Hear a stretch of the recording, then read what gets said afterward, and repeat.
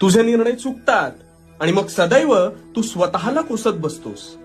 अनेक वर्ष तुझ्या बाबतीत हेच घडतंय, पण का घडतंय आणि त्यातून कसं बाहेर पडायचं हे आता शांतपणे ऐक. तू एखाद्या गोष्टीची चांगली सुरुवात करतोस, पण त्यात खाचखळगे आले की लगेच डगमगतोस आणि अपयश तुला पचवता येत नाही आणि म्हणून तुला आपल्याला सुरू केलेली ही गोष्ट काही जमतच नाहीये की काय असं वाटू लागतं आणि इथेच तू चुकतोस. तुझ्या मस्तिष्कात 2 मनं वावरत असतात. त्यातील एक मन तुला नवनवीन गोष्टी करायला प्रवृत्त करतं आणि दुसरं तुला कायम आराम करायला शिकवतं. म्हणजेच तू आठवून बघ, कधी कधी तू एखादी गोष्ट चांगली करायची ठरवतोस पण त्याला मुहूर्तच मिळत नाही.